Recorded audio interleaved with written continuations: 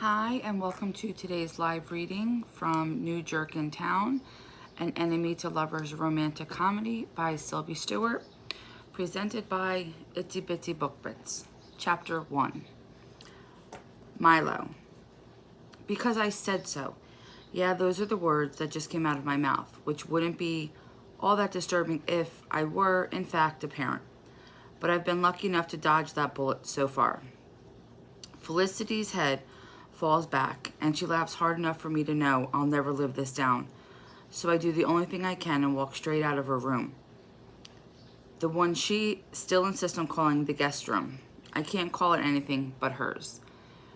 You can dream all you want, but I'll still win. Her taunt follows me down the narrow stairs to the main floor of the house, and I feel my stomach growl with hunger.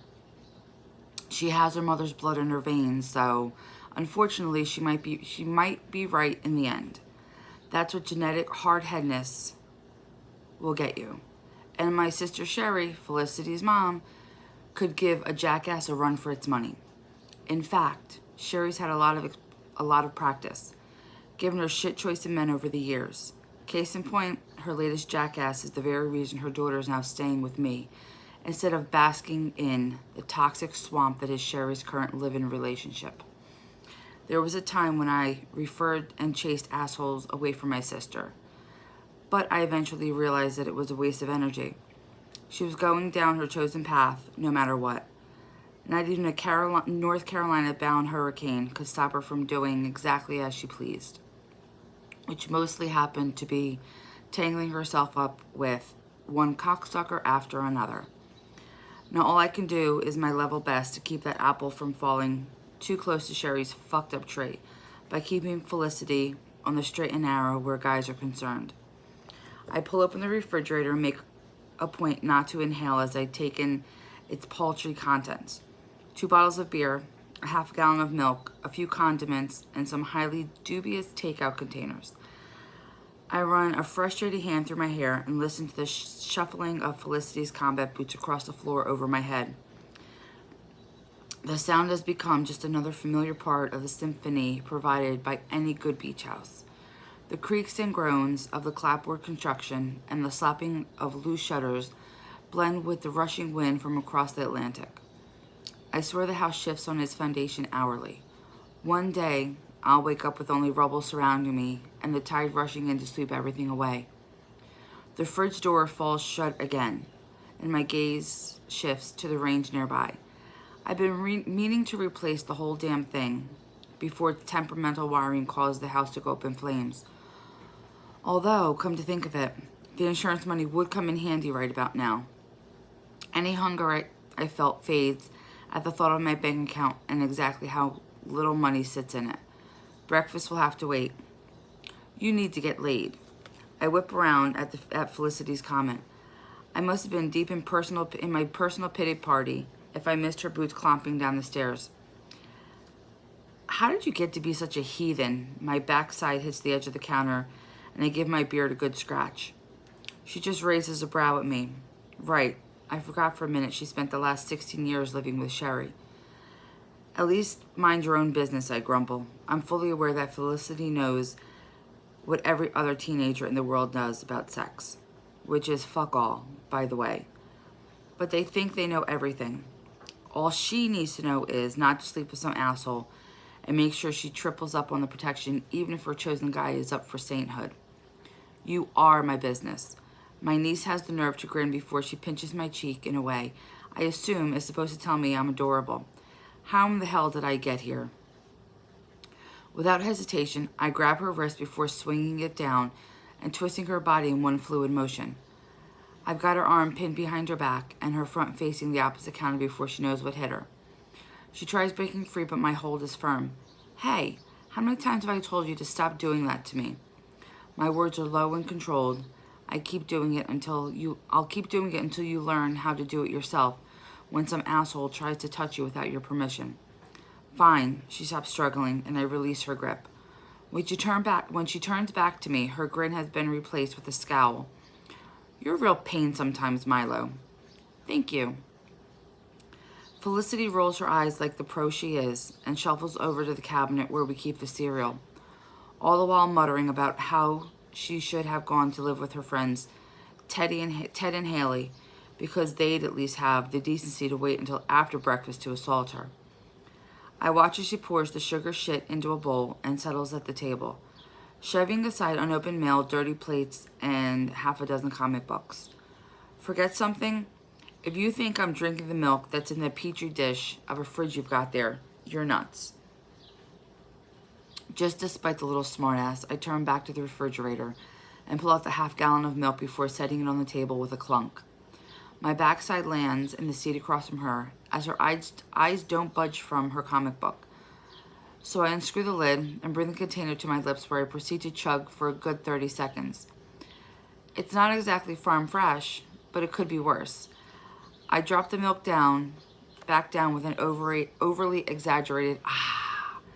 This finally captures her attention, but only results in a low head shake I interpret as more pity than anything. Good luck with that. She shoves a fistful of cereal in her mouth and goes back to the comic as she crunches away. I slide the carton aside and lean forward on my elbows as I take in the lanky figure before me. Her long t-shirt is frayed at the cuffs, and her hair is pulled back in a disheveled ponytail. Quite a departure from the multicultural cloud of short hair she sported for the past few years. It's the same dark brown as mine now, and just as unkempt. There's nothing artful about the way she's arranged her hair or outfit, and that's her way. But the artfulness lies somewhere. So are we going to talk about this for real, or are you just going to ignore it? Her fingers casually flip a page as she mumbles over her mouthful of cereal. I'm not ignoring it. I'm just telling you not to worry about it. I've got it covered. As clever as you are, and believe me, I know you are, there's no way you've managed to magically come up with $3 grand, plus whatever you'll need for supplies. She swallows and sends a quick glance my way. Maybe not yet, but I have a plan. Like I said, don't worry. And like I said, I'm paying for it. I check the aspiration in my tone before continuing. I'm an adult who happens to have credit. You, on the other hand, do not. Ah, but I have a job. Her eyebrows shoot up as she gives me her full attention this time.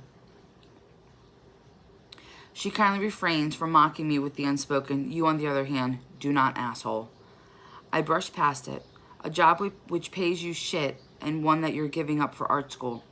Yeah, but I have savings, and they're taking me back when I come home from Virginia. It's no use. My fist hits the table and I practically growl at her. You're not spending your savings on school. That's bullshit. Save it for college or a car or, I don't know, one of your stupid comic books. Her eyes drop to the table and I hate myself a little. Breathe, asshole. Sorry, Liz. I scrub a hand through my hair and check my voice again. It's just that a kid shouldn't be expected to pay for their own high school education. Her voice is so quiet I almost don't hear a response. Neither should an uncle. My back settles into the chair and I watch her again while I rein my temper in.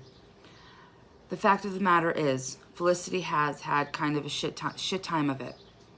And if anyone deserves a break, it's her. So I'm paying for her to go to this fancy-ass program for a trimester so she can follow her dream of becoming an illustrator. It's a done deal. Look, I sigh. The payment's due in a few days. I know you have pride and you're determined as hell, but this isn't happening unless you let me pay less. I see the crack in her armor the moment I mention the deadline. We both know she doesn't have this kind of money, just like we both know there's no way her mom would pitch in a penny. She pretends to read another page of her comic for a minute, and I wait until she shoves it aside and pins me with her brown eyes. The usual determination is tinged with sadness, and I want to punch something. If I let you, and that's an if, it has to be alone. I'm not letting you pay for it outright. I nod immediately, since this is the closest we've come to a resolution in weeks. We can argue about repayment later. I can accept that, I lie. Then I'll think about it. Felicity pushes back from the table, leaving her half-finished cereal bowl behind. The comic she takes with her as she heads to the stairs again to finish getting ready for school. But it wouldn't be like her to let me stay one step ahead. May want to think about showering and shaving once in a while, or you'll never get laid. I close my eyes and don't even try fighting the battle. I've won one, and there are plenty more ahead. Felicity isn't wrong about the refrigerator, something I'm forced to admit after the milk exacts its revenge later that night. So I accept my fate and make a trip to the scratch and dent a couple days later on a hunt for both a refrigerator, a fridge, and a range. This means enlisting my buddy Bran, since the place doesn't deliver and all I've got is my Yamaha and the beater. I mostly just keep around for Felicity. Bran subscribes to the school of thought that a man is more of a man if he's got a truck, a notion I'm not about to dissuade from him since it's currently benefiting me. Although once I get a few beers in me, I might slip up and give him a decent helping of shit over it. Bran's what we refer to as an easy target. I'm changing your offer of a beer to a case instead. Bran's voice is choked. I wipe my forehead with the kerchief from my back pocket and glance around the black beast wedged between us. Bran's wheezing like he just finished an Ironman. We're not even in the front door, Nancy. I shove the cloth back in my pocket and return my grip to the refrigerator, ignoring the pull in my thigh. You said you needed to pick up a little something, he grunts through clenched teeth as he shoves his end further over the threshold. Not an entire damn appliance aisle. You said you... Oh, hold up. I kick a rug aside and check for more obstacles. The fridge is so wide we need to bring it through the front door instead of using the side one that leads straight into the kitchen. Okay, we're good to go on my count. And we'll compromise with a 12-pack of Hornet's Nest. 1, 2, 3. I pull while Brandon lets out a battle cry from the other side and puts his back into it. The refrigerator resists at first, and then with a loud crack and a shower of splintered wood, breaks through the threshold and knocks me back a few steps, where my head connects with the entry wall. Brand's red, sweat-beaded face appears around the side. He takes in first the ruined door trim, next my position against the opposite wall, where I'm checking out the growing lump on the back of my head. Let's just call it even, yeah? An hour later, I slam the passenger door of Brand's black Ram 1500 and meet him on the sidewalk in front of the Swin, in a local restaurant he frequents due almost solely to the fact that he can score free beers there whenever he wants. He's been dragging me with him a couple nights a week ever since he hunted me down upon my return home a few months back. Is Raina working tonight? My grumbled belly reminds me I haven't eaten yet today, and it's closing in on 4 o'clock. This is becoming a worrying trend. It's a wonder the 3 cups of coffee I inhaled this morning haven't eaten through the walls of my stomach by now. Bran can't hide his dumbass grin. It's Friday, ain't it? As if I have his girlfriend's schedule memorized. I don't respond, instead holding the glass front door open for him so he doesn't get lost in sex fantasies about Raina and crack his head on the glass. We both know Raina since we were all kids spending summers on the beach and sneaking liquor from whoever's parents has stocked supply. She was way too cool for Bran back then, but Raina's a smart woman, so eventually gave the guy a shot a few years back. Since he never stopped mooning over her, he made quick work of locking that shit down, and the rest is history.